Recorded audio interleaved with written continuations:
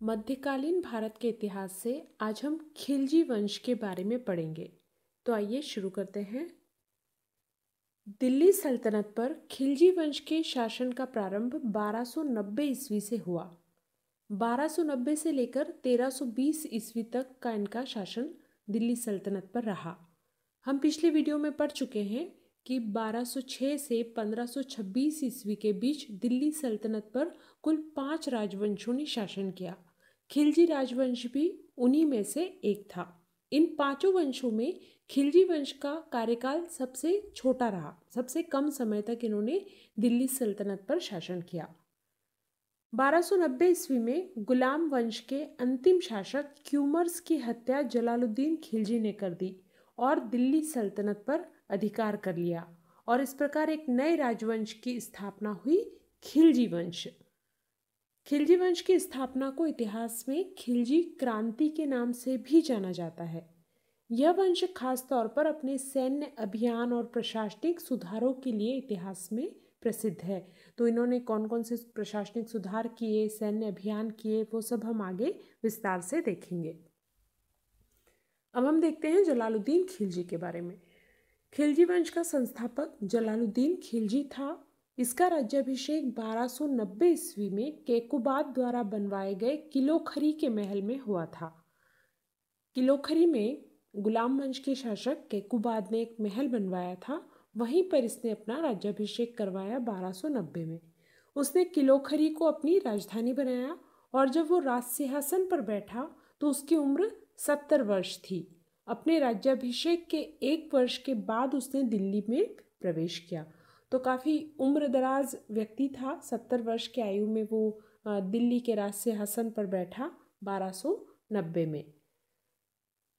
जलालुद्दीन खिलजी ने शासन चलाने में उदार नीति अपनाई और अपने जो पुराने पदाधिकारी थे उनको अपने पदों, वेतन आदि का लाभ पहले की तरह ही उठाने दिया। तो इसने गुलाम वंश के समय से जो प्रणाली, शासन प्रणाली चली आ रही थी और जो लोग वहाँ पर काम कर रहे थे उनको हटाया नहीं, वही सब सिस्टम उसने पहले की तरह ही चलने दिया। अब हम देखते हैं जलालुद्दीन खिलजी के समय कौन सी प्रमुख घटनाएं हुई। तो सबसे पहले मलिक छज्जू का विद्रोह। मलिक छज्जू कड़ा मानिकपुर का सूबेदार था और उसने सुल्तान के विरुद्ध विद्रोह कर दिया। सुल्तान के पुत्र अरकली खां के नेतृत्व में विद्रोहियों को परास्त करके बंदी बनाकर जब सुल्तान के सामने लाया गया तो उन्हें इस स्थिति में देखकर सुल्तान रो पड़ा और उन विद्रोहियों की इस बात के लिए तारीफ की कि वो पिछले राजवंश के प्रति वफादार थे और उन्हें आज़ाद कर दिया। तो सुल्तान का ये जो व्यवहार था उसको लेकर जो सुल्तान के पुत्र थे और युवा खिलजी सरदार थे उनमें नाराज़गी थी। उन्होंने इसका विरोध किया, लेकिन सुल्तान ने अपना निर्णय नहीं बदला और मलिक छज्जू को मुल्तान भेज दिया और उसकी जगह पर अलाउद्दीन खिलजी को कड़ा मानिकपुर का सूबेदार बना दिया। डाकुओं और ठगों के प्रति भी सुल्तान ने उदारता दिखाई। जब डाकुओं और ठगों का आतंक था राज्य में और जब उनको पकड़ा गया तो उनके खिलाफ कठोर कार्रवाई करने की बजाय उदार नीति का पालन किया। फिर सुल्तान के विरुद्ध षड्यंत्र भी हो रहे थे। अमीरों में असंतोष बढ़ रहा था और ये असंतोष षड्यंत्र का रूप ले लिया। इस असंतोष ने तो अमीरों का कहना था कि सुल्तान को शासन करना नहीं आता। चूंकि वो उदार नीति अपना रहा था तो बहुत से अमीर असंतुष्ट थे और सुल्तान को जब इसकी सूचना मिली तो उसने इन अमीरों को चेतावनी देकर छोड़ दिया, मतलब इनके खिलाफ भी कोई कड़ी कार्रवाई नहीं की। फिर सीदी मौला के नेतृत्व में विद्रोह का प्रयत्न। सुल्तान के विरुद्ध विद्रोह का दूसरा प्रयास सीदी मौला के नेतृत्व में किया गया। सुल्तान को जब इसके बारे में पता चला तो उसने सीदी मौला की हत्या करवा दी। अब हम देखते हैं जलालुद्दीन खिलजी के समय के युद्ध। जलालुद्दीन खिलजी का शासनकाल चूंकि बहुत छोटा रहा, 1290 से लेकर 1296 तक, तो इस समय उसने केवल 2 अभियान किए थे। 1291 में रणथंबोर पर आक्रमण किया जहाँ का शासक था हमीर देव, पर उसे सफलता नहीं मिली। दूसरा अभियान उसने किया 1292 में मंदावर का, उस पर उसने अधिकार कर लिया। फिर जलालुद्दीन खिलजी के समय मंगोल आक्रमण भी हुए। जलालुद्दीन को अपने अल्प शासन काल में 1292 में मंगोलों के आक्रमण का भी सामना करना पड़ा। मंगोल आक्रमणकारी हलाकू के पौत्र अब्दुल्ला ने 1.5 लाख सिपाहियों के साथ पंजाब पर आक्रमण कर वो सुनाम तक पहुंच गया। यानी जो आक्रमणकारी था, मंगोल आक्रमणकारी भारत पर जिसने आक्रमण किया वो था अब्दुल्ला, और उसने जलालुद्दीन खिलजी के समय आक्रमण कर वो पंजाब के सुनाम तक पहुंच गया। परंतु जलालुद्दीन खिलजी ने मंगोलों को हरा दिया और इनके बीच में फिर संधि हो गई। चंगेज खां के वंशज उल्गू खां ने अपने 4000 मंगोल समर्थकों के साथ इस्लाम ग्रहण कर भारत में ही रहने का निर्णय किया। तो ये जो मंगोल आए थे, इन्हीं के साथ चंगेज खां का एक वंशज था उल्गू खां, वो भी आया था। तो बाकी मंगोल तो वापस लौट गए, लेकिन उल्गू खां ने अपने 4000 समर्थकों के साथ भारत में ही रहने का निर्णय किया। उसने इस्लाम धर्म ग्रहण कर लिया और बाद में ये और इसके वंशज नवीन मुसलमान कहलाए। तो कभी पूछा जा सकता है, इसलिए आप ये याद रखिएगा कि नवीन मुसलमान कौन थे। तो जो मंगोल था उल्गू खां, वो और उसके वंशज ही जब उन्होंने इस्लाम ग्रहण कर लिया तो वो नवीन मुसलमान कहलाए। आगे चलकर जलालुद्दीन खिलजी ने उल्गू खां के साथ अपनी पुत्री का भी विवाह किया। अब हम देखते हैं जलालुद्दीन खिलजी के खिलाफ अलाउद्दीन का षड्यंत्र। अलाउद्दीन खिलजी सुल्तान का भतीजा और दामाद था। सुल्तान ने उसे कड़ा मानिकपुर का सूबेदार नियुक्त किया था और अलाउद्दीन ने 1292 में मालवा पर आक्रमण करके भिलसा के किले को जीता। जब वो सूबेदार था तभी उसने मालवा पर आक्रमण किया, भिलसा के किले को जीता, और सूबेदार रहते हुए ही सुल्तान की अनुमति के बिना उसने 1294 में देवगिरी के राजा रामचंद्र देव पर आक्रमण किया। वहाँ पर उसको अपार धन संपत्ति मिली। तो चूंकि इसने सुल्तान की परमिशन के बिना वहाँ पर आक्रमण किया था, तो सुल्तान से क्षमा मांगने और देवगिरी से प्राप्त धन संपत्ति सौंपने के बहाने उसने जलालुद्दीन को कड़ा मानिकपुर आने का निवेदन किया। उसने जलालुद्दीन से कहा कि चूंकि उसने उसकी परमिशन के बिना वहाँ पर आक्रमण किया, तो पहले तो माफ़ी मांगने के लिए, और जो वहाँ से लूट में इसको धन मिला था वो सौंपने के बहाने इसने जलालुद्दीन को कड़ा मानिकपुर बुलाया। बहुत सारे जो सलाहकार थे जलालुद्दीन के, उन्होंने उसको मना भी किया था कि वो वहाँ पर नहीं जाए कड़ा मानिकपुर, लेकिन जलालुद्दीन खिलजी ने उनकी बात नहीं मानी और वो कड़ा मानिकपुर की ओर चल पड़ा। अलाउद्दीन ने वहाँ पर धोखे से उसकी हत्या कर दी और स्वयं को सुल्तान घोषित कर दिया। इस तरह 1296 में सुल्तान जलालुद्दीन खिलजी का दुखद अंत हुआ। यानी अलाउद्दीन ने उसकी हत्या कर दी और उसके शासन का अंत हो गया, और खुद अलाउद्दीन खिलजी फिर उसने अपने को सुल्तान घोषित कर दिया। तो इस तरह से अलाउद्दीन खिलजी अगला सुल्तान बना 1296 में। अलाउद्दीन के बचपन का नाम था अली गुरशास्प। ये हम पीछे देख ही चुके हैं कि जलालुद्दीन खिलजी का भतीजा था और दामाद था, और जलालुद्दीन के समय उसे अमीर तुजुक का पद भी मिला था। मलिक छज्जू ने जब विद्रोह कर लिया तो उसको कड़ा मानिकपुर के सूबेदार के पद से हटाकर अलाउद्दीन को वहाँ का सूबेदार नियुक्त किया था। अलाउद्दीन ने जलालुद्दीन खिलजी की हत्या कर 22 अक्टूबर 1296 में दिल्ली में स्थित बलबन के लाल महल में अपना राज्याभिषेक करवाया। सुल्तान बनने के बाद अलाउद्दीन ने दिल्ली की जनता को खुश करने के लिए देवगिरी से प्राप्त धन को जनता के बीच बंटवाया। चूँकि ये जलालुद्दीन खिलजी की हत्या करके सुल्तान बना था, तो लोगों में इस बात को लेकर नाराज़गी थी दिल्ली की जनता में। तो लोगों को खुश करने के लिए उसने जो इसको धन मिला था देवगिरी की लूट से, वो इसने लोगों के बीच में बंटवाया ताकि जनता इसका विरोध नहीं करे। बहुत सारे अमीर भी इसका विद्रोह कर रहे थे, तो इसने उन विद्रोहियों का भी दमन किया। जलालुद्दीन से विश्वासघात कर अलाउद्दीन का साथ देने वाले अमीरों को भी उसने दंड दिया।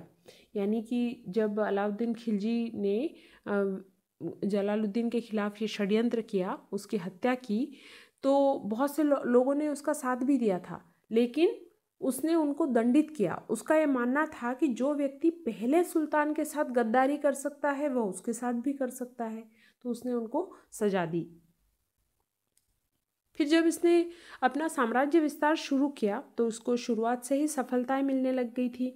तो उनसे प्रभावित होकर इसने सिकंदर सानी या दूसरा सिकंदर, या सिकंदर द्वितीय की उपाधि ग्रहण कर इसका उल्लेख अपने सिक्कों पर करवाया। सिकंदर सानी यानी दूसरा सिकंदर, ये अपने आप को सिकंदर के समान ही विश्व विजय करना चाहता था और एक नए धर्म की स्थापना भी करना चाहता था। परंतु बाद में इसका एक मित्र था दिल्ली का कोतवाल अलाउल मुल्क, उसने इसे ऐसा नहीं करने की सलाह दी और इसने अपना निर्णय बदल लिया। तो ये याद रखिएगा कि सिकंदर सानी या जो दूसरा सिकंदर या सिकंदर द्वितीय की उपाधि किसने ली थी? अलाउद्दीन खिलजी ने धारण की थी। अब हम देखते हैं अलाउद्दीन खिलजी की सैनिक उपलब्धियां। तो हम शुरुआत करेंगे मंगोल आक्रमण से ही, क्योंकि अलाउद्दीन खिलजी के समय एक के बाद एक कई मंगोल आक्रमण हुए जिसका उसने सफलता से मुकाबला किया। और इसको लेकर कई बार एग्जाम में प्रश्न भी पूछा जाता है कि दिल्ली सल्तनत के दौरान मंगोल आक्रमणों का वर्णन कीजिए। तो आपको ये शुरुआत करनी है इल्तुमिश के समय से और फिर जो जो आक्रमण हुए हैं उन सब का वर्णन करना है। तो मंगोल जो थे वो बहुत शक्तिशाली थे और उनके कारण भारत का उत्तर पश्चिमी सीमा प्रांत और पंजाब की शांति भंग हो गई। अलाउद्दीन के शासन के शुरुआती वर्षों में ही मंगोलों ने निरंतर आक्रमण किए। सबसे पहला आक्रमण 1296 में कादर के नेतृत्व में मंगोलों ने किया। उनका सामना करने के लिए अलाउद्दीन ने जफर खां के नेतृत्व में सेना भेजी। जफर खां ने मंगोलों को जालंधर के पास में परास्त कर दिया। दूसरा आक्रमण 1297 में देवा और साल्दी के नेतृत्व में हुआ और उन्होंने सीरी के किले पर अधिकार कर लिया। जफर खां ने फिर इनका मुकाबला किया, सीरी के किले पर अधिकार कर लिया और कुछ मंगोलों को बंदी भी बना लिया। तीसरा आक्रमण 1299 में कुतलुक ख्वाजा के नेतृत्व में हुआ और मंगोल दिल्ली के निकट तक पहुंच गए। एक बार फिर अलाउद्दीन की सेना का नेतृत्व जफर खां ने किया और मंगोलों को हरा दिया, लेकिन इस युद्ध में जफर खां मारा गया। चौथा आक्रमण 1301 में तारगी के नेतृत्व में हुआ। उस समय अलाउद्दीन चित्तौड़ विजय के लिए गया हुआ था, तो लगभग 3 महीने तक दिल्ली के आसपास वो लूटपाट करते रहे और वापस लौट गए। पांचवा आक्रमण 1304 ईस्वी में अली बेग, तारताक और तारगी के नेतृत्व में हुआ। लेकिन अब तक अलाउद्दीन खिलजी ने सीमा प्रांतों की सुरक्षा के लिए काफ़ी काम कर लिया था। उसने वहाँ पर अनेक दुर्गों का निर्माण, मतलब बहुत सारे किलों का निर्माण करवा लिया था। एक विशेष सेना का गठन किया जिसका काम सीमा की सुरक्षा करना था, इसलिए मंगोलों को कोई खास सफलता नहीं मिली। तो ये कुछ 5 बड़े आक्रमण थे। इसके अलावा और भी आक्रमण हुए बाद में, जैसे कि 1306 में कबक ने, 1307-8 में इकबाल मंद के नेतृत्व में मंगोलों ने आक्रमण किया, पर दोनों ही बार खिलजी सेना ने उनको पराजित किया और भागने पर मजबूर कर दिया। इसके बाद लंबे समय तक मंगोलों का भारत पर आक्रमण करने का साहस नहीं हुआ। तो अलाउद्दीन खिलजी ने फिर सीमा प्रांतों को सुरक्षित कर लिया और बाद में मंगोल भारत पर आक्रमण नहीं कर पाए। अब हम देखते हैं अलाउद्दीन खिलजी की उत्तर भारत पर विजय। सुल्तान बनने के बाद अलाउद्दीन ने उत्तर भारत के राज्यों पर आक्रमण कर उन पर विजय प्राप्त की। सबसे पहले गुजरात विजय। 1297 में अलाउद्दीन ने उलुग खां और नुसरत खां को गुजरात विजय के लिए भेजा। गुजरात का शासक उस समय था कर्ण बाघेला। वो खिलजी सेना का सामना नहीं कर पाया और उसकी पुत्री थी देवल देवी, उसके साथ भागकर उसने देवगिरी के शासक के यहाँ शरण ली। देवगिरी का शासक कौन? वही रामचंद्र देव। उसके यहाँ इसने शरण ली और खिलजी सेना ने कर्ण की संपत्ति को लूटा। उसकी पत्नी थी कमला देवी, उसको साथ में लेकर वो वापस दिल्ली आ गए। अलाउद्दीन ने बाद में कमला देवी से विवाह कर लिया और उसको अपनी रानी बना लिया। गुजरात से ही नुसरत खां ने एक हिंदू किन्नर मलिक काफूर को 1000 दिनार में खरीदा और उसे दिल्ली में अलाउद्दीन के सामने तोहफे के रूप में प्रस्तुत किया। शीघ्र ही मलिक काफूर सुल्तान के काफ़ी नज़दीक आ गया और 1307 ईस्वी में सुल्तान ने इसे दिल्ली सल्तनत का मलिक नाइब बना दिया। मलिक काफूर को 1000 दिनारी भी कहा गया है। तो ये याद रखिएगा कि जो ये मलिक काफूर है ये आगे चलकर अलाउद्दीन खिलजी का बहुत खास व्यक्ति बना और सेनापति भी बना। उसने बहुत सारी जो दक्षिण भारत की खासतौर पर विजय थी उसमें बहुत महत्वपूर्ण भूमिका निभाई। तो इसको खरीदा था, ये किन्नर था, पहले हिंदू था और बाद में इसने इस्लाम धर्म अपना लिया। तो इसका नाम था मलिक काफूर और इसको 1000 दिनार में खरीदा था नुसरत खान ने, तो इसलिए इसे 1000 दिनारी भी कहा जाता है। दूसरी विजय उत्तर भारत की जो थी वो रणथंभौर की विजय थी। रणथंभौर का शासक हम्मीर देव अपनी योग्यता और साहस के लिए प्रसिद्ध था और अलाउद्दीन के लिए रणथंभौर को जीतना इसलिए भी ज़रूरी था क्योंकि उसको जीते बिना पूरे राजस्थान को जीतना कठिन था। साथ ही हम्मीर देव ने कुछ विद्रोही मंगोल नेताओं को अपने यहाँ शरण दे रखी थी। तो अलाउद्दीन ने उलुग खां और नुसरत खां के नेतृत्व में रणथंभौर पर आक्रमण करने के लिए सेना भेजी। हम्मीर देव ने काफ़ी वीरता से सामना किया और नुसरत खां की हत्या कर दी। तो अलाउद्दीन फिर खुद सेना लेकर रणथंभौर आया हम्मीर देव से युद्ध करने के लिए और जो रणथंभौर का किला था उसको घेर लिया। 1 साल तक उसको सफलता नहीं मिली, तो फिर उसने हम्मीर देव के प्रधानमंत्री रणमल को अपनी ओर मिला लिया और ये विश्वासघात किया रणमल ने हम्मीर देव के साथ, और फिर अलाउद्दीन के साथ युद्ध हुआ हम्मीर देव का, जिसमें अलाउद्दीन को विजय मिली और हम्मीर देव वीरगति को प्राप्त हुए। तो इस तरह से रणथंभौर पर अलाउद्दीन खिलजी ने विजय प्राप्त की, जो कि एक बहुत महत्वपूर्ण किला था राजस्थान का। अगला अभियान है चित्तौड़ पर आक्रमण और मेवाड़ विजय। 1303 ईस्वी में अलाउद्दीन ने चित्तौड़ पर आक्रमण किया। चित्तौड़ अभियान के विषय में अमीर खुसरो के वर्णन से जानकारी मिलती है। अमीर खुसरो जो कि अलाउद्दीन खिलजी का समकालीन था, उसने इसके बारे में लिखा है, चित्तौड़ का किला रणथंभौर के बाद उत्तर भारत का सबसे प्रमुख और शक्तिशाली किला था। चित्तौड़ में उस समय राजपूत गुहिलोत वंशी रतन सिंह का शासन था। ये नाम याद रखिएगा कि चित्तौड़ का राजा कौन था, तो रतन सिंह था। अमीर खुसरो के वर्णन से पता चलता है कि अलाउद्दीन ने चित्तौड़ पहुंचकर किले को घेर लिया। 8 माह तक घेरा डाले रहने के बाद बहुत ही कड़ा संघर्ष हुआ और फिर अलाउद्दीन को सफलता मिली। तो जो रतन सिंह की रानी थी पद्मिनी, उसने और जो अन्य राजपूत स्त्रियों ने जोहर कर लिया। जोहर होता था कि जब कोई, अगर मान लीजिए राजपूतों में ये प्रथा प्रचलित थी कि राजा की हार हो जाती थी तो दुश्मन महिलाओं को पकड़ ना ले, उनको अपने कब्जे में ना ले ले, इसलिए वो महिलाएं अग्नि कुंड में कूदकर अपनी जान दे देती थी। तो यही कहलाता था जोहर। तो पद्मिनी और जो अन्य राजपूत स्त्रियां थी उन्होंने अग्नि कुंड में कूदकर अपनी जान दे दी, यानी जोहर कर लिया। अलाउद्दीन ने क्रोधित होकर हजारों राजपूतों को मौत के घाट उतार दिया और चित्तौड़ का नाम बदलकर अपने पुत्र खिज्र खां के नाम पर खिजराबाद रखा। अलाउद्दीन का एक बड़ा पुत्र था खिज्र खां, उसके नाम पर इसने खिजराबाद रख दिया और खिज्र खां को उसने चित्तौड़ सौंपा और खुद दिल्ली वापस आ गया।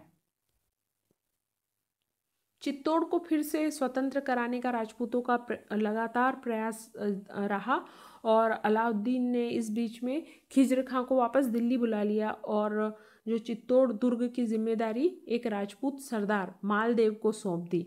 जब अलाउद्दीन की मृत्यु हो गई उसके बाद में गुहिलोत राजवंश का एक हम्मीर देव था, उसने मालदेव पर आक्रमण किया और 1321 में चित्तौड़ सहित पूरे मेवाड़ को आज़ाद करवा लिया। तो इस तरह अलाउद्दीन की मृत्यु के बाद में चित्तौड़ फिर से स्वतंत्र हो गया, लेकिन जब तक अलाउद्दीन जीवित रहा चित्तौड़ उसके कब्जे में रहा।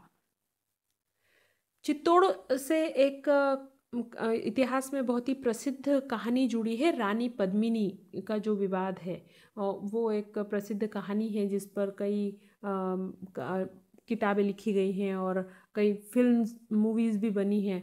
तो हम इसके बारे में थोड़ा जान लेते हैं। 1540 ईस्वी में मलिक मोहम्मद जायसी ने पद्मावत की रचना की। ये याद रखिएगा कि पद्मावत नामक एक ग्रंथ की रचना की थी मलिक मोहम्मद जायसी ने 1540 ईस्वी में। इस रचना में जायसी ने लिखा कि अलाउद्दीन खिलजी द्वारा चित्तौड़ पर आक्रमण का मुख्य कारण राणा रतन सिंह की सुंदर पत्नी पद्मिनी को प्राप्त करना था। अलाउद्दीन ने पद्मिनी की सुंदरता के विषय में सुना तो उसने राणा रतन सिंह को पद्मिनी को उसके पास भेजने के लिए कहा और रतन सिंह ने इस प्रस्ताव को अस्वीकार कर दिया। तो अलाउद्दीन ने चित्तौड़ को घेर लिया। जब उसको सफलता नहीं मिली तो उसने रतन सिंह को यह संदेश भिजवाया कि पद्मिनी का प्रतिबिंब उसको दिखा दिया जाए तो वो वापस लौट जाएगा। इसके लिए रतन सिंह तैयार हो गया। प्रतिबिंब देखने के बाद जब सुल्तान लौटने लगा तो उसने धोखे से राणा रतन सिंह को बंदी बना लिया और पद्मिनी के बदले उसे मुक्त करने का प्रस्ताव रखा। तो उसको बंदी बना के वो दिल्ली लेके चला गया। तो पद्मिनी गोरा और बादल दो उसके सहयोगी थे, उनके साथ और लगभग 1600 दूसरे राजपूतों के साथ जो कि पालकी के वाहन के रूप में थे, वो दिल्ली गई और राणा को वहाँ से छुड़ा के ले आई। इस अभियान में गोरा वीरगति को प्राप्त हुआ और बाद में कुंभलगढ़ के राजा देवपाल के साथ युद्ध में राणा रतन सिंह की मृत्यु हो गई और रानी पद्मिनी सती हो गई। ये कहानी मिलती है मलिक मोहम्मद जायसी का जो ग्रंथ है पद्मावत में, जो लिखा गया था 1540 ईस्वी में, और चित्तौड़ का आक्रमण हुआ था 1303 ईस्वी में। तो उसके काफ़ी वर्षों के बाद इस ग्रंथ की रचना हुई। तो ये जो कहानी है इसको लेकर इतिहासकारों में काफ़ी मतभेद है।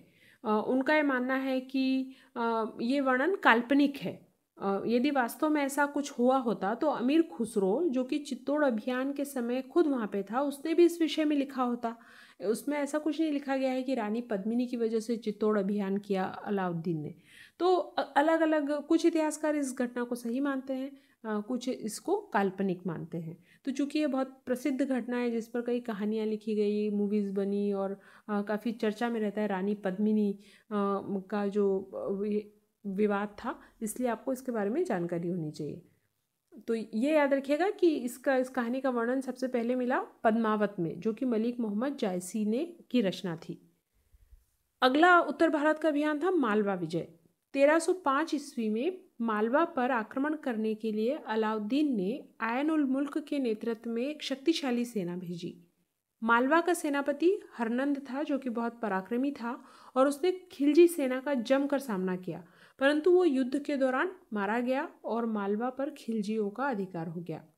खिलजी सेना ने उज्जैन, धारानगरी, चंदेरी आदि स्थानों पर विजय प्राप्त कर ली और जो संपूर्ण मालवा का क्षेत्र था वो उस पर अलाउद्दीन खिलजी का अधिकार हो गया। अब इसके अलावा और भी कुछ क्षेत्र थे उत्तर भारत के जिस पर अलाउद्दीन ने अधिकार कर लिया, जैसे कि मारवाड़ के सिवाना, जालौर के क्षेत्र पर उसने आक्रमण किया।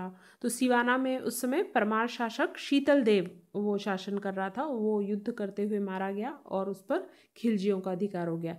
ऐसे ही जालौर का शासक था कान्हड़ देव, वो भी वीरगति को प्राप्त हुआ और उस पर भी अलाउद्दीन का जालौर पर अधिकार हो गया। इस प्रकार गुजरात, रणथंबोर, चित्तौड़, मालवा और ये जो अन्य क्षेत्र थे उस पर विजय से पूरे उत्तर भारत पर अलाउद्दीन खिलजी का अधिकार हो गया। तो इन विजयों का सामरिक महत्व तो था ही, साथ ही अलाउद्दीन को यहाँ पर अपार धनराशि भी मिली। तो दोनों फायदा हुआ उसको कि बहुत धन दौलत भी मिली और सामरिक तौर पर भी ये किले सब महत्वपूर्ण थे जिन पर उसने विजय प्राप्त की। अगला जो अभियान था अलाउद्दीन खिलजी का वो था दक्षिण भारत की विजय। दक्षिण भारत पर विजय प्राप्त करने वाला यह दिल्ली का प्रथम शासक था। इन विजयों का मुख्य श्रेय जाता है मलिक काफूर को। ये वही मलिक काफूर है जो 1000 दिनारी कहा जाता है। और सबसे पहले अलाउद्दीन खिलजी ने इसके अंतर्गत किया वारंगल अभियान या तेलंगाना का अभियान। 1303 में अलाउद्दीन ने दक्षिण भारत पर प्रथम अभियान किया। उसने एक शक्तिशाली सेना दक्षिण भारत भेजी जिसने वारंगल पे आक्रमण किया। उस समय वारंगल पर काकतीय वंश का राजा प्रताप रुद्रदेव शासन कर रहा था, लेकिन उसने खिलजी सेना को हरा दिया। तो इस प्रकार जो पहला अभियान था दक्षिण का वो असफल रहा। फिर उसने देवगिरी पर विजय प्राप्त की।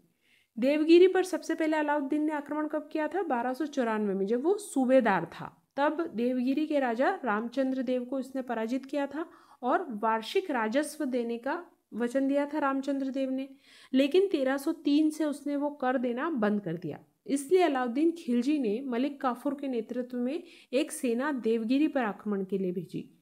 मलिक काफूर ने देवल देवी, जो कि राजा कर्ण और कमला देवी की पुत्री थी, उसको दिल्ली भेज दिया। हमने जब देखा था गुजरात पर आक्रमण हुआ था तो वहाँ का राजा कर्ण अपनी बेटी देवल देवी के साथ भागकर देवगिरी आ गया था, यहाँ उसने शरण ली थी। तो जब मलिक काफूर ने देवगिरी पर आक्रमण किया तो यहाँ से उसने उसकी जो बेटी थी देवल देवी उसको भेज दिया दिल्ली और उसका विवाह खिज्र खां से कर दिया गया। अलाउद्दीन खिलजी का जो बेटा था खिज्र खां, उसके साथ इसकी शादी कर दी गई। रामचंद्र देव ने खिलजी सेना से पराजित होकर आत्मसमर्पण कर दिया और सुल्तान की सेवा में उसने बहुत सी धन दौलत प्रस्तुत की। साथ ही मतलब इस वजह से जो सुल्तान ने उसको शासक बने रहने दिया, मतलब उसने अधीनता भी स्वीकार कर ली और बहुत सी धन दौलत भी दी। तो सुल्तान ने उसको वहाँ का शासक बने रहने दिया और उसको राय रायन की उपाधि दी। अच्छा, उत्तर भारत और दक्षिण भारत में एक अंतर देखने को मिलता है अलाउद्दीन खिलजी के शासन में, कि उत्तर भारत में उसने सीधे शासन किया और दक्षिण भारत में उसने वहाँ के राजाओं को हराया, अपनी अधीनता स्वीकार करवाई और उनको वापस उनका राज्य सौंप दिया, मतलब अपने प्रतिनिधि के तौर पर वहाँ पर उनको नियुक्त कर दिया। लेकिन उत्तर भारत में ऐसा नहीं हुआ, उसने सीधे शासन किया उत्तर भारत में। दक्षिण भारत में वहीं के राजाओं को सिर्फ अधीनता स्वीकार करके उनके प्रतिनिधि के तौर पर वही शासन कर रहे थे। जैसे कि देवगिरी पर भी रामचंद्र देव को ही शासक बने रहने दिया गया और उसको राय रायन की उपाधि दी। फिर अलाउद्दीन ने किया वारंगल का अभियान। अलाउद्दीन खिलजी का दक्षिण भारत का जो पहला अभियान भी इसने वहीं किया था, लेकिन उसको पराजय मिली थी। तो अलाउद्दीन इस अपमान को नहीं भूला था और उसका प्रतिशोध लेना चाहता था। तो उसने फिर से मलिक काफूर के नेतृत्व में एक सेना भेजी वारंगल विजय के लिए और उसको देवगिरी के राजा से भी मदद मिली। वारंगल का दुर्ग बहुत मजबूत था। मलिक काफूर ने इसको घेर लिया और वहाँ का जो शासक था प्रताप रुद्र देव, उसको आत्मसमर्पण करना पड़ा और बहुत सा धन उसको मलिक काफूर को देना पड़ा और वार्षिक कर देना भी उसने स्वीकार किया। तो इस तरह से वारंगल पर विजय प्राप्त की। अगला दक्षिण का अभियान था होयसल राज्य। होयसल का शासक था उसमें वीर बल्लाल तृतीय। इसकी राजधानी थी द्वार समुद्र, जो कि मैसूर के पास में थी। 1310 में मलिक काफूर और ख्वाजा हाजी के नेतृत्व में एक सेना ने होयसल राज्य पर आक्रमण किया और बल्लाल खिलजी सेना का सामना नहीं कर सका और पराजित हुआ। मलिक काफूर ने उसकी राजधानी को खूब लूटा, मंदिरों को ध्वस्त किया। आखिर में बल्लाल ने सुल्तान की अधीनता स्वीकार कर ली। फिर अलाउद्दीन खिलजी का ने अभियान किया पांड्य राज्य का। पांड्य राज्य को माबर या मालाबार के नाम से भी जाना जाता था, जो अभी का केरल वाला राज्य है, वहाँ पर ये राज्य स्थित था। तो जब मलिक काफूर होयसल राज्य को लूट रहा था, उसी समय पांड्य राज्य में वीर पांड्य और सुंदर पांड्य के बीच में वहाँ के सिंहासन को लेकर संघर्ष चल रहा था। दोनों में ये राजगद्दी को लेकर संघर्ष था। तो सुंदर पांड्य ने मलिक काफूर से सहायता मांगी। मलिक काफूर ने 1311 में पांड्य राजधानी मदुरा पे आक्रमण किया और उसको लूटा। वीर पांड्य तो इसकी पकड़ में नहीं आया मलिक काफूर के, और वो छापामार पद्धति से इससे संघर्ष करता रहा। छापामार यानी कि छिपकर अचानक से आक्रमण कर देते हैं, छोटी छोटी टुकड़ियां बनाकर। तो इस तरह से वो मलिक काफूर से संघर्ष करता रहा। तो वीर पांड्य को पकड़ने में तो मलिक काफूर असफल रहा, उसने बहुत कोशिश की लेकिन वो पकड़ नहीं पाया। लेकिन उसने पांड्य राज्य को खूब लूटा इस बीच में, और मलिक काफूर को यहाँ से इतना धन मिला कि जो उसने कभी सोचा भी नहीं था, उसने उम्मीद भी नहीं की थी, इतना धन उसने पांड्य राज्य से लूटा था। फिर देवगिरी पर एक बार फिर से आक्रमण किया अलाउद्दीन खिलजी ने। देवगिरी का राजा जो रामचंद्र देव था, वो तो कर देता था अलाउद्दीन खिलजी को, लेकिन जब उसकी मृत्यु हो गई तो उसका बेटा शंकर देव वो देवगिरी का शासक बना। शंकर देव प्रारंभ से ही अलाउद्दीन खिलजी का विरोधी था और उसने कर भेजना बंद कर दिया। इसलिए 1313 में मलिक काफूर को एक बार फिर से सैनिक अभियान पर भेजा गया ताकि शंकर देव को दंडित किया जा सके। शंकर देव ने उसका मुकाबला किया और लेकिन अंत में वो मारा गया और मलिक काफूर ने देवगिरी पर अधिकार कर लिया। तो इस प्रकार लगभग पूरा जो दक्षिण भारत था वो अलाउद्दीन खिलजी के अधीन आ गया। तो ये हमने देखी अलाउद्दीन खिलजी की कुछ प्रमुख विजय, मंगोल आक्रमण, उत्तर भारत विजय और दक्षिण भारत विजय। अब हम देखते हैं अलाउद्दीन खिलजी की गृह नीति कैसी थी, उसका प्रशासन कैसा था। इसको लेकर भी अलग से प्रश्न पूछा जाता है कई बार कि अलाउद्दीन खिलजी की प्रशासनिक नीति का वर्णन कीजिए या उसके प्रशासनिक सुधारों का वर्णन कीजिए। तो सबसे पहले राजत्व का सिद्धांत। अलाउद्दीन खिलजी बलबन के समान राजत्व के सिद्धांत में विश्वास करता था। वो राजा की निरंकुश सत्ता और देवी अधिकारों में विश्वास रखता था। राजत्व का सिद्धांत यानी कि राजा ही प्रमुख होगा। ये मानता था कि राजा को ईश्वर का प्रतिनिधि है राजा, और ईश्वर की इच्छा से वो जनता पर शासन कर रहा है। तो देवी अधिकारों में विश्वास रखता था और राजा की इच्छा को ही कानून मानता था। अलाउद्दीन ने प्रशासन पर अमीरों और उलमा के प्रभाव को भी समाप्त कर दिया था, यानी सारे अधिकार उसने राजा के हाथ में केंद्रित कर लिए थे। उलेमा जो वर्ग था उसको उसने शासन कार्य में हस्तक्षेप नहीं करने दिया और कहा कि धर्माधिकारियों की अपेक्षा वह अच्छी तरह जानता है कि राज्य की भलाई के लिए क्या आवश्यक है और क्या नहीं। उल्मा या कहीं कहीं आपको उलेमा भी लिखा हुआ मिलेगा। ये उल्मा या उलेमा कौन होते थे? ये इस्लाम धर्म के जो विद्वान थे वो होते थे, जो कि अक्सर हम देखते हैं दिल्ली सल्तनत के बहुत से शासक इनकी सलाह से शासन चलाते थे। उलेमा जो उनको सलाह देते थे राजा को, लेकिन अलाउद्दीन खिलजी ने इनका हस्तक्षेप पूरी तरह से ख़त्म कर दिया। उसने कहा कि धर्माधिकारियों की अपेक्षा वो ज़्यादा अच्छे से जानता है कि राज्य की भलाई के लिए क्या आवश्यक है। तो जो अमीर थे, उलेमा थे, उनके हाथ में उसने ताकत नहीं दी ज़्यादा, उनका प्रभाव समाप्त कर दिया। अलाउद्दीन के पास कार्यपालिका, व्यवस्थापिका, न्यायपालिका की सर्वोच्च शक्तियाँ थी, यानी राजा के पास सारी शक्तियाँ थी। प्रशासन के केंद्रीकरण पर वह विश्वास रखता था। उसने जो प्रांत के सूबेदार थे और जो अधिकारी थे उनको भी अपने पूरे नियंत्रण में रखा हुआ था, यानी कि निरंकुश एक सत्ता स्थापित की थी अलाउद्दीन खिलजी ने। उसके जो मंत्री और विभाग अगर हम देखें तो सबसे एक प्रमुख विभाग था दीवान विजारत। यह राजस्व से संबंधित प्रमुख विभाग था और इस विभाग का प्रमुख वजीर या प्रधानमंत्री कहलाता था। सुल्तान के बाद यह सबसे महत्वपूर्ण पद था। वित्त के अतिरिक्त वजीर को सैनिक अभियान के समय शाही सेना का नेतृत्व भी करना पड़ता था। यह सुल्तान का प्रमुख सलाहकार भी होता था और सभी विभागों की देखरेख करता था।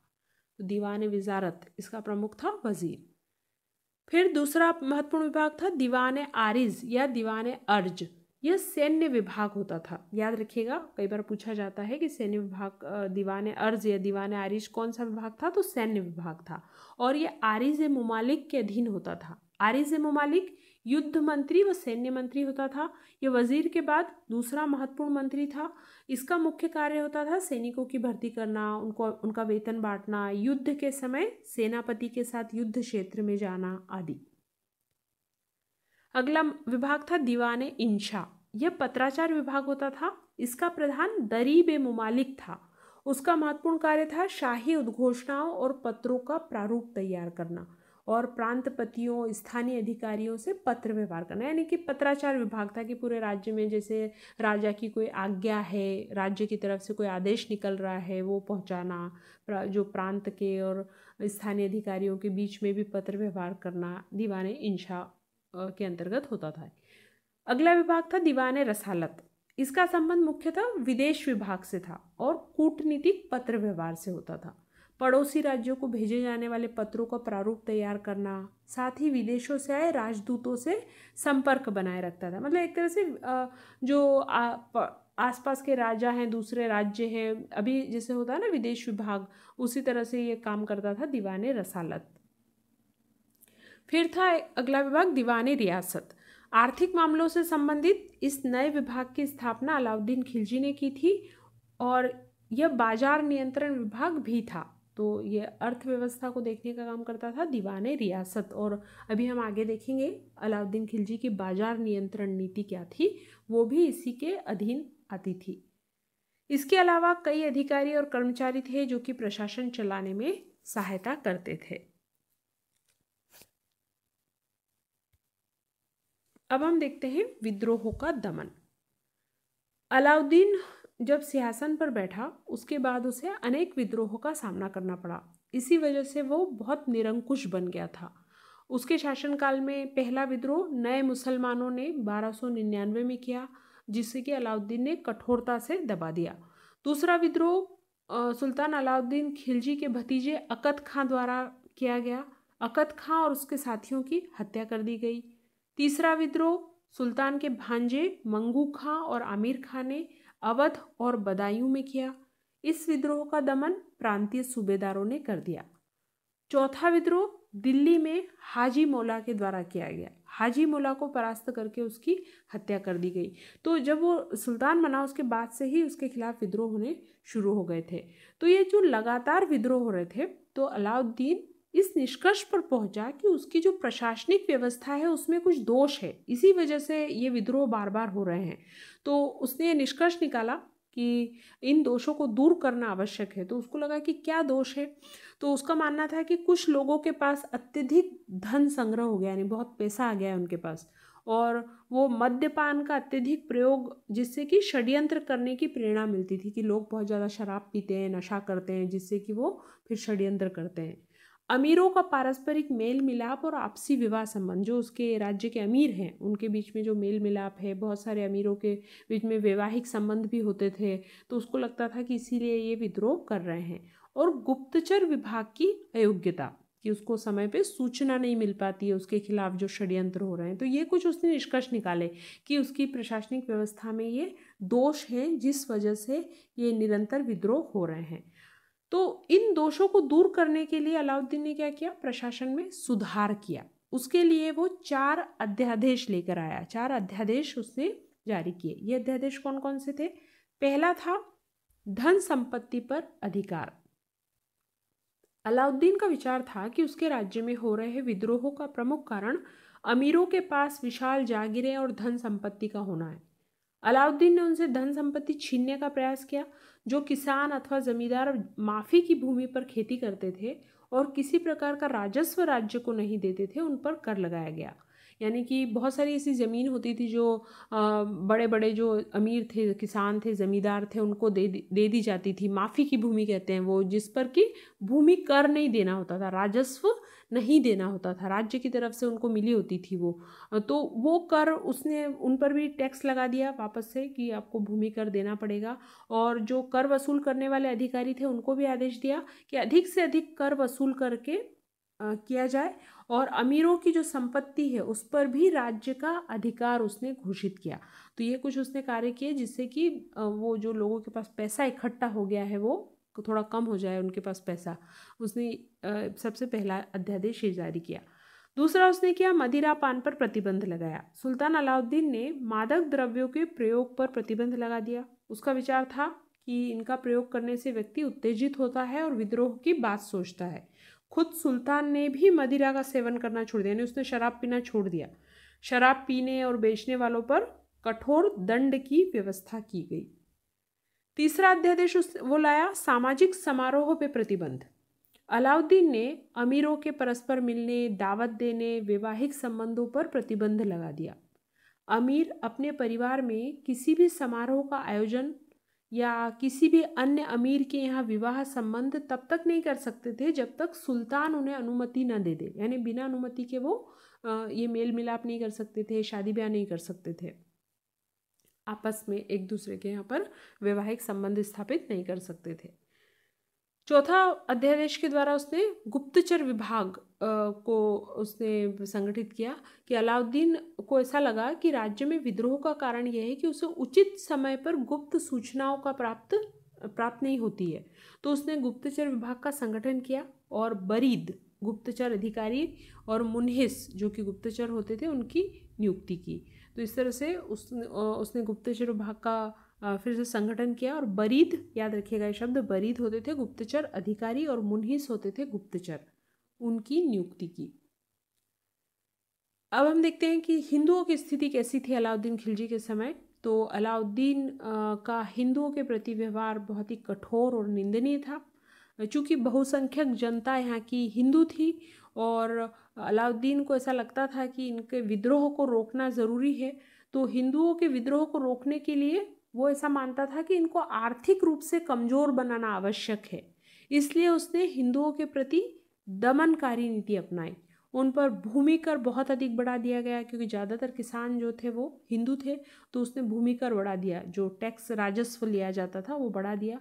हिंदू जमींदारों, चौधरियों और अन्य प्रमुख व्यक्तियों के विशेष अधिकारों को छीन लिया गया। इसके अलावा चारागाहों, पशुओं, भेड़ बकरियों पर भी कर लगाया गया। तो इस तरह से उसने हिंदुओं का दमन किया और उनके प्रति कठोर व्यवहार रखा। अब हम देखते हैं अलाउद्दीन खिलजी ने कौन से सैनिक सुधार किए। अलाउद्दीन ने आंतरिक विद्रोहों को दबाने, बाह्य आक्रमणों से मुकाबला करने और साम्राज्य विस्तार के लिए एक शक्तिशाली स्थायी सेना का गठन किया। उसने घोड़ों को दागने और सैनिकों का हुलिया लिखे जाने के विषय में भी नियम बनाए। स्थायी सेना को गठित करने वाला अलाउद्दीन पहला सुल्तान था। तो ये तीनों बातें याद रखिएगा कि सबसे पहला तो इम्पॉर्टेंट है, स्थायी सेना का गठन करने वाला वो पहला सुल्तान था। अभी तक के जो सुल्तान थे वो अपनी स्थायी सेना नहीं रखते थे, वो जो दूसरे अमीर और इनकी सेना पर ज़्यादा निर्भर होते थे। तो अलाउद्दीन खिलजी ने स्थायी सेना का गठन किया। दूसरा, उसने घोड़ों को दागने कि यानी घोड़ों पर निशान लगाया जाता था कि कौन सा घोड़ा, कितने घोड़े हैं, किसके पास कितने घोड़े हैं। सैनिक अपने घोड़े रखते थे ना, वो एक अस्पा दो अस्पा कुछ प्रणाली चलती थी कि एक अस्पा यानी एक घोड़े वाला सैनिक, दो अस्पा दो घोड़े वाले सैनिक। तो उससे वो कोई भी धोखा नहीं कर पाए कि पता चला कि जब गिनती हो रही है तब किसी और का एक घोड़ा लाकर खड़ा कर दिया, ये सब चीज़ें नहीं हो। इसलिए उसने उनको दागने यानी उन पर निशान लगाया जाता था। फिर सैनिकों का हुलिया रखा जाता था, एक तरह से आइडेंटिटी कार्ड हो गया कि अभी तो जैसे आपका फिंगरप्रिंट है, फोटो है, ये सब तब नहीं होता था। तो उसने हुलिया रखना शुरू किया कि कौन सा सैनिक की पहचान हो सके। तो ये सब कुछ चीज़ें उसने की कि एक तो स्थायी सेना रखी, घोड़ों को दागने की शुरुआत की और सैनिकों का हुलिया लिखा जाने लगा। तो ये उसने सैनिक सुधार किए। उसने सेना का केंद्रीकरण किया, सैनिकों की सीधी भर्ती की और उनको नगद वेतन देना शुरू किया। इससे पहले कई बार सैनिकों को उनकी सेवाओं के बदले में जमीन दे दी जाती थी, भूमि अनुदान जो हम देखते हैं, इक्ता प्रथा हमने इल्तुमिश के समय भी देखा था। तो उसने नगद वेतन देना शुरू किया सैनिकों को और सीधी भर्ती उनकी योग्यता के आधार पर भर्ती की शुरुआत की। अब हम देखते हैं अलाउद्दीन खिलजी के आर्थिक सुधार। अलाउद्दीन खिलजी को आर्थिक सुधारों की आवश्यकता इसलिए महसूस हुई क्योंकि उसे अपने साम्राज्य विस्तार और मंगोल आक्रमणों का सामना करने के लिए एक विशाल सेना की आवश्यकता थी। तो इतनी बड़ी सेना का खर्चा चलाने के लिए उसको आर्थिक सुधार करने की आवश्यकता महसूस हुई। इसके लिए वो लेकर आया बाजार नियंत्रण नीति।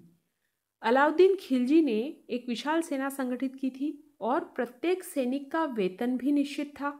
ये वेतन इतना नहीं था कि सैनिक और उसका परिवार भली भांति रह सके, और वेतन बढ़ाने की स्थिति में अलाउद्दीन खिलजी नहीं था। इसलिए उसने ऐसी नीति का पालन किया जिससे वस्तुओं के मूल्यों में गिरावट आ सके, और उसकी इस नीति को कहा जाता है बाजार नियंत्रण नीति। यानी एक तरह से महंगाई पर उसने कंट्रोल करने की कोशिश की कि कीमतें ज़्यादा ना बढ़े, जिससे कि कम सैलरी में भी, कम वेतन में भी सैनिक और उसका जो परिवार है उसका भरण पोषण होता रहे। चूँकि उसको इतनी बड़ी सेना रखनी थी और इतनी बड़ी सेना में वो नगद वेतन दिया जाता था सैनिकों को, और वो सैलरी नहीं बढ़ा सकता था। खजाने में इतना पैसा नहीं था कि वो इतनी बड़ी सेना रखे और सैनिकों को बहुत सारा पैसा दे। तो जो थोड़ा वेतन उनको मिल रहा था उसमें उसका खर्चा कैसे चले, इसके लिए वो बाजार नियंत्रण नीति लेकर आया। मूल्यों पर उसने नियंत्रण रखा, महंगाई पर कंट्रोल किया, और इस तरह से वो एक बड़ी सेना को रख पाया। तो बाजार नियंत्रण नीति के उद्देश्य क्या थे? सबसे पहला उद्देश्य तो ये था सेना के खर्च को कम करना, कि एक मजबूत सेना बनाए रखना बेहद महंगा था और इसके लिए धन की बचत करना आवश्यक था। अलाउद्दीन ने सोचा कि यदि वस्तुओं की कीमतों को कम कर दिया जाए तो सेना की भरण पोषण की लागत भी कम हो जाएगी, उनका वेतन नहीं बढ़ाना पड़ेगा। दूसरा था जनता को महंगाई से राहत प्रदान करना। वैसे तो मुख्य उद्देश्य सेना को बनाए रखना था, लेकिन इसका फ़ायदा जो गरीब जनता थी उनको भी हुआ कि उनको महंगाई से राहत मिली। महंगाई पर नियंत्रण करना भी उसका उद्देश्य था, जिससे कि आम जनता को उचित मूल्य पर आवश्यक वस्तुएं मिल सके। फिर व्यवस्था पर नियंत्रण स्थापित करना, जिससे कि विभिन्न वस्तुओं पर सख्त नियंत्रण रख के आर्थिक स्थिरता बनाई रखी जा सके। तो ये कुछ उद्देश्य थे बाजार नियंत्रण नीति के। बाजार नियंत्रण नीति के मुख्य बिंदु क्या थे? तो इसको सफलतापूर्वक लागू करने के लिए कुछ प्रावधान किए गए थे, जैसे कि वस्तुओं के मूल्यों का निर्धारण, जो रोज़मर्रा की ज़रूरतों की चीज़ें होती हैं वो है, फिर अनाज, कपड़ा, पशुधन और अन्य आवश्यक वस्तुओं का मूल्य तय कर दिया गया। यानी एक फिक्स रेट बना दिया गया हर चीज़ का, कि ये सुनिश्चित किया गया कि बाजार में इन वस्तुओं की कीमतें निर्धारित दर से अधिक नहीं हो पाए। तो सबसे पहले वस्तुओं के मूल्यों का निर्धारण किया कि कौन सी वस्तु की कीमत कितनी होगी और बाजार में इससे ज़्यादा महंगी वो नहीं मिलेगी। वस्तुओं का उचित वितरण, व्यापारी वर्ग के लिए कड़े नियम बनाए गए ताकि वे मिलकर वस्तुओं की कालाबाजारी न कर सके। यानी ऐसा नहीं हो कि कुछ व्यापारी बहुत सारी चीज़ें इकट्ठी कर ले, अपने पास रख ले, दूसरे लोगों के पास सामान ही नहीं रहे और फिर बाजार में कीमत बढ़ जाए और जब कीमत बढ़े तो फिर ये व्यापारी अपना सामान बेचे, ऐसा नहीं हो। कालाबाजारी को रोकने के लिए उसने कड़े नियम बनाए। बाजार पर नज़र रखने के लिए अधीक्षकों की नियुक्ति की गई जिन्हें शहनाए मंडी कहा गया। जो बाजार पर नियंत्रण रखने के अधीक्षक होते थे उन्हें कहा जाता था शहनाए मंडी।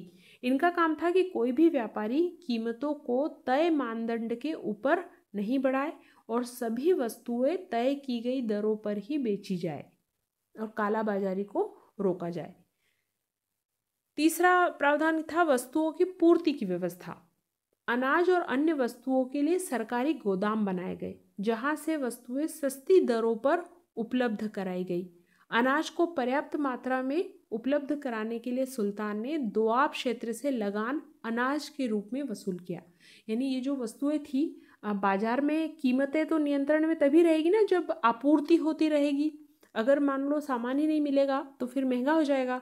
तो इसलिए उसने सरकारी गोदाम बनाए जहाँ पे अनाज और जो अलग अलग वस्तुएं, कपड़े, ये सब की पूर्ति होती रहे और अनाज की कमी ना हो, इसलिए उसने दोआब क्षेत्र से लगान पैसे के तौर पर नहीं लेता था। वो दोआब क्षेत्र से लगान कैसे लिया जाता था? अनाज के तौर पर लिया जाता था ताकि अनाज की कमी इन बाजारों में नहीं हो। फिर बाजारों का प्रबंध किया के लिए भी उसने कदम उठाए, जैसे कि बाजार नियंत्रण की जो पूरी व्यवस्था का संचालन किया जाता था दीवाने रियासत के अधीन। हम पीछे देख चुके हैं, दीवाने रियासत उसके अधीन होता था। प्रत्येक बाजार का अधीक्षक शहनाए मंडी बाजार का उच्च अधिकारी होता था। उसके अधीन बरीद और मुनहियान होते थे जो कि नज़र बनाकर रखते थे व्यापारियों पर कि कोई ज़्यादा कीमत पर तो नहीं बेच रहा है सामान। फिर दिल्ली आकर व्यापार करने वाले प्रत्येक व्यापारी को दीवान रियासत में अपना नाम लिखवाना पड़ता था। अगर जो बाहर के व्यापारी हैं, अगर वो दिल्ली में व्यापार करना चाहते थे तो उनको पहले अपना नाम लिखवाना पड़ता था दीवान रियासत के अधीन। सराय ए अदल एक बाजार, ऐसा बाजार था जहाँ पर वस्त्र, शक्कर, जड़ी बूटी, मेवा, तेल और अन्य वस्तुएं बिकने के लिए आती थी। बाजार नियंत्रण के अधीन एक बाजार बनाया गया था सराय ए अदल, जहाँ पर ये सारी सामान बिकने के लिए आता था और इस बाजार में 1 टके से लेकर 10,000 टके मूल्य की वस्तुएं बिकने के लिए आती थी। यानी कि छोटी से लेकर बड़ी से बड़ी वस्तु भी वहाँ पर मिलती थी सराय ए अदल में। अब इसकी जो बाजार नियंत्रण नीति थी उसका मूल्यांकन करें तो इसमें कई लाभ भी थे और इसमें कई लाभ भी हुए, इसके कई कमियां भी थी, कई दोष भी थे। तो सबसे पहले हम देखते हैं इसके लाभ क्या हुए। तो कई सकारात्मक परिणाम निकले, जैसे कि अलाउद्दीन अपने उद्देश्य में सफल रहा। बिना वेतन बढ़ाए एक शक्तिशाली सेना का संगठन करना इस नीति की वजह से ही संभव हो सका। दूसरा, वस्तुओं के मूल्यों में स्थिरता आई जिससे कि गरीब जनता और सेना को राहत मिली। फिर अनाज का उचित भंडार होने से अकाल के दिनों में भी अनाज की कमी नहीं हुई। अनाज की आपूर्ति उसने सुनिश्चित की थी, लगान के तौर पर भी वो अनाज ले रहा था कुछ क्षेत्रों से, तो अनाज की कमी नहीं हो पाई। अमीरों, जमींदारों और बड़े व्यापारियों की शक्ति पर अंकुश लगा, जो ज़्यादा से ज़्यादा लाभ कमाते थे और अमीर हो रहे थे व्यापारी और सब, तो उनकी शक्ति पर भी अंकुश लग गया। भ्रष्टाचार और कालाबाजारी पर रोक लगी। तो ये कुछ लाभ थे या उसकी विशेषताएं थी बाजार नियंत्रण नीति की। लेकिन साथ ही कुछ दोष भी थे, कुछ कमियां भी थी, जैसे कि किसानों की स्थिति करों के भार से पहले ही अच्छी नहीं थी और अब सस्ते मूल्य पर अन्न बेचने से उनकी स्थिति और अधिक खराब हो गई। अधिकांश किसान हिंदू थे, उनका जीवन निर्वाह कठिन हो गया। तो जो किसान थे उन पर पहले ही बहुत ज़्यादा टैक्स लगा दिया गया था। अब उनको कहा जा रहा था कि जो अनाज आप पका रहे हो वो भी कम मूल्य पर बेचो, तो उन पर दोहरी मार पड़ रही थी और इस वजह से उनकी स्थिति बहुत खराब हो गई थी। इस नीति के कारण व्यापार की भी हानि हुई, व्यापारी वर्ग में असंतोष बढ़ा, क्योंकि व्यापारियों के लिए लाभ का अंश बहुत थोड़ा था। जब कीमतें तय हो गई तो वो मुनाफा नहीं कमा पा रहे थे, लाभ नहीं मिल पा रहा था उनको, तो उनमें भी असंतोष बढ़ रहा था। कठोर दंड नीति के कारण भी लोग व्यापार करने से घबराने लगे थे। छोटे छोटे अपराधों के लिए भी कठोर दंड दिए जाते थे। धोखा करने पर उनके परिवार को भी कठोर दंड दिया जाता था।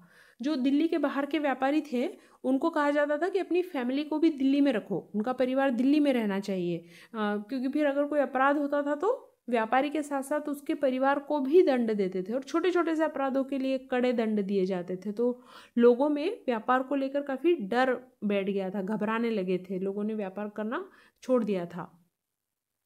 व्यापार की उन्नति के लिए व्यापारिक प्रतिस्पर्धा आवश्यक होती है, और इस नीति ने उसे समाप्त कर दिया। तो कोई भी व्यापार तभी फलता फूलता है जब उसमें प्रतिस्पर्धा हो, ज़्यादा से ज़्यादा लाभ मिले।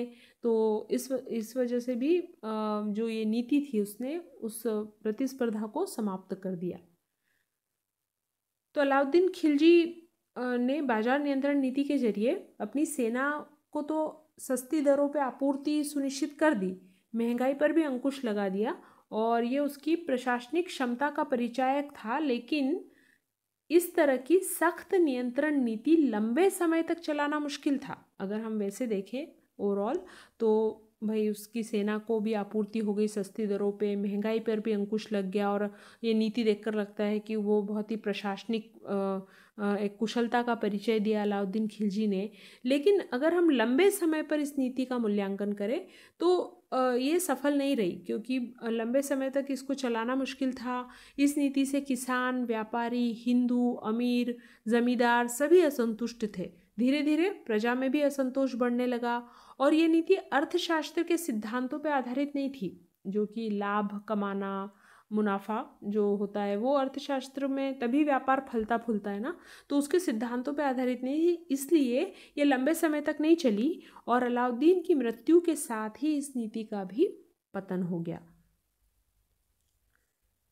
अब हम देखते हैं अलाउद्दीन के समय की राजस्व एवं कर व्यवस्था। अलाउद्दीन ने कर व्यवस्था के सुचारू संचालन के लिए दीवान मुस्तखराज विभाग की स्थापना की थी। याद रखिएगा, दीवान मुस्तखराज। उसने मिल्क, इनाम और वक्फ के अंतर्गत दी गई भूमि को वापस लेकर उसे खालसा भूमि में बदल दिया। ये जो मिल्क, इनाम और वक्फ है ये राज्य भूमि देता है किसी भी उपहार के तौर पर, दान के तौर पर, और इन पर कोई टैक्स नहीं लगाया जाता था। लेकिन उसने इन सब जमीनों को वापस ले लिया और उसको खालसा भूमि यानी राज्य की भूमि में बदल दिया। अलाउद्दीन ने पैदावार का 50% भूमि कर यानी खराज के रूप में लेना सुनिश्चित किया। भूमि कर को कहा जाता था खराज, तो इसने बढ़ा दिया और 50% यानी आधा जो भी उपज होती थी उसका आधा वो भूमि कर के रूप में लेने लगा था। अलाउद्दीन पहला सुल्तान था जिसने भूमि की पैमाइश कराकर उसकी वास्तविक आय पर लगान लेना निश्चित किया। पहले जमीन की नाप करवाई और फिर उसने लगान निश्चित किया। 2 नए कर भी लगाए गए, चराई कर और घरी कर। चराई कर लगाया गया, जो चारागाह होती है ना जहाँ पर पशु जो उनके चरने के लिए वहाँ पर घास वगैरह उगाई जाती है वो सब चीज़ें, वहाँ पर चराई कर लगाया। और घरी कर घरों पर लगाया गया, घर पर। तो 2 नए कर थे ये। खुम्स कर 4/5 भाग राज्य के हिस्से में और 5वां भाग सैनिकों को मिलता था। तो जो खुम्स कर होता था, लूट करके जो संपत्ति मिलती है, यदि किसी दूसरे राज्य पर आक्रमण किया, वहाँ पर सेना लूटपाट करती थी और जो भी धन मिलता था वो उसका हिस्सा होता था। 4/5 भाग राज्य को मिलता था और 1/5 भाग सैनिकों को मिलता था। तो इस तरह से इसने राजस्व और कर व्यवस्था बनाई थी। अब अलाउद्दीन के समय की स्थापत्य कला को देखें तो अलाउद्दीन ने दिल्ली में कुतुब मीनार परिसर में अलाई दरवाज़ा का निर्माण करवाया था। ये पूछा जाता है कई बार, अलाई दरवाज़ा किसने बनवाया, तो अलाउद्दीन खिलजी ने बनवाया था। जमात खां मस्जिद का निर्माण दिल्ली में निज़ामुद्दीन औलिया की कब्र के पास में करवाया गया। दिल्ली के पास सीरी नामक गांव में एक नया नगर बसाया गया, और बर्नी जो जियाउद्दीन बर्नी है उसने इसे शहर नौ या नया शहर कहा है। साहित्य को देखें तो अलाउद्दीन खुद शिक्षित नहीं था, पढ़ा लिखा नहीं था वो, लेकिन उसके समय फारसी और अरबी साहित्य को बढ़ावा दिया गया। अमीर खुसरो और हसन उसके समय के प्रमुख साहित्यकार थे। अमीर खुसरो तो बहुत ही प्रसिद्ध कवि, लेखक, संगीतकार सब रहे हैं और उनको तूतीय हिंद भी कहा जाता है। तूतीय हिंद मतलब हिंद की आवाज़। तो ये याद रखिएगा कि तूतीय हिंद किसे कहा जाता है, अमीर खुसरो को, और ये अलाउद्दीन खिलजी का समकालीन था। अब देखते हैं अलाउद्दीन की मृत्यु कैसे हुई। तो जलोदर के रोग से ग्रसित था, ये बीमारी थी इसको, जलोदर की, और अलाउद्दीन का अंतिम समय बहुत कष्ट से गुजरा इस बीमारी के कारण। और इसका फ़ायदा मलिक काफूर ने उठाया और राज्य की सारी शक्ति अपने हाथों में केंद्रित कर ली। जब अलाउद्दीन बीमार था तो शक्ति का केंद्र कौन बन गया, मलिक काफूर। 5 जनवरी 1316 ईस्वी को अलाउद्दीन की मृत्यु हो गई। मूल्यांकन करें इसका हम एक सुल्तान के तौर पर, तो अलाउद्दीन एक क्रूर और निरंकुश शासक था, लेकिन उसकी योग्यताओं से इनकार नहीं किया जा सकता है। ऐसा माना जाता है कि जो दिल्ली सल्तनत के शासक हुए थे अभी तक के, उनमें से सबसे क्रूर शासक था ये, लेकिन साथ ही योग्य भी था। वह कुशल प्रशासक और योग्य सेनापति था। उसने स्थायी सेना की नींव डाली, दिल्ली की सुरक्षा का प्रबंध किया, जो सीमा प्रांत थे वहाँ पर उसने दुर्ग वगैरह बनवाए, बाहरी आक्रमणों से रक्षा की राज्य की। अपनी विजयों के द्वारा लगभग संपूर्ण भारत पर विजय प्राप्त कर राजनीतिक एकता स्थापित की। इसी कारण उसे प्रमुख मध्यकालीन सुल्तानों में से एक माना गया है, यानी मध्यकाल के जो सुल्तान हुए, प्रमुख सुल्तान, उनमें से एक माना जाता है। अब हम देखते हैं अलाउद्दीन के उत्तराधिकारी। तो शहाबुद्दीन उमर इसका उत्तराधिकारी बना था 1316 में। अलाउद्दीन ने अपने बड़े पुत्र खिज्र खां को उत्तराधिकारी न बनाकर 6 वर्षीय पुत्र शहाबुद्दीन उमर को उत्तराधिकारी नियुक्त कर दिया। ये मलिक काफूर ने के प्रभाव में आके इसने ऐसा किया था कि इसका जो बड़ा बेटा था खिज्र खां, उसको नहीं बनाया उत्तराधिकारी, और उसका 6 साल का एक छोटा बेटा था उसको बनाया, शहाबुद्दीन उमर को। तो अलाउद्दीन की जब मृत्यु हो गई उसके बाद में मलिक काफूर ने शहाबुद्दीन को सुल्तान बना के सारे अधिकार स्वयं ले लिए और खुद सुल्तान बनने का स्वप्न देखने लगा। मतलब वो नाम मात्र का शासक था शहाबुद्दीन। और फिर उसने खिज्र खां को अंधा भी करवा दिया मलिक काफूर ने। लेकिन अलाउद्दीन का ही एक दूसरा बेटा था मुबारक खां, उसने मलिक काफूर की हत्या करवा दी और शहाबुद्दीन को अंधा करवा के कैद कर लिया और खुद सुल्तान बन गया। तो शहाबुद्दीन के बाद में सुल्तान बना कुतुबुद्दीन मुबारक खां। तो मुबारक खां कुतुबुद्दीन मुबारक खिलजी के नाम से दिल्ली के सिंहासन पर बैठा। इसने उदार शासन प्रणाली की स्थापना की और अलाउद्दीन के समय जो कठोर नियम लागू किए गए थे उनको इसने समाप्त कर दिया। इसके समय में गुजरात और देवगिरी में विद्रोह हुए, उनका भी इसने दमन किया। लेकिन कुछ समय बाद ही ये विलासिता में पड़ गया और इसने खुसरो नाम के एक व्यक्ति को अपना वजीर नियुक्त कर दिया, मतलब अपना प्रधानमंत्री बना दिया। खुसरो पहले हिंदू था जिसने इस्लाम धर्म को स्वीकार कर लिया था और वो मुसलमान बन गया था। खुसरो ने 1320 ईस्वी में सुल्तान की हत्या कर दी और खुद सुल्तान बन गया। तो इस प्रकार 1320 ईस्वी में खिलजी वंश के शासन का अंत हो गया। तो कुतुबुद्दीन का शासनकाल रहा 1316 से 1320 में। ये खिलजी वंश का अंतिम शासक था। इसके ही वजीर, इसके ही प्रधानमंत्री खुसरो ने इसकी हत्या कर दी और वो खुद सुल्तान बना नासिरुद्दीन खुसरो के नाम से 1320 में। नासिरुद्दीन खुसरो भारतीय मुसलमान था, इसलिए तुर्क उसे नापसंद करते थे। उसके विरुद्ध षड्यंत्र होने लगे जिसका नेतृत्व दीपालपुर के सूबेदार गाजी मलिक ने किया। गाजी मलिक ने युद्ध में खुसरो को पराजित किया, उसकी हत्या कर दी और स्वयं सुल्तान बन गया। और इस तरह से दिल्ली सल्तनत पर तुगलक वंश के शासन की स्थापना हुई। तो अब नया राजवंश शुरू हुआ 1320 ईस्वी से, तुगलक वंश, जिसके बारे में हम पढ़ेंगे अगले वीडियो में। इस टॉपिक में इतना ही। Thank you.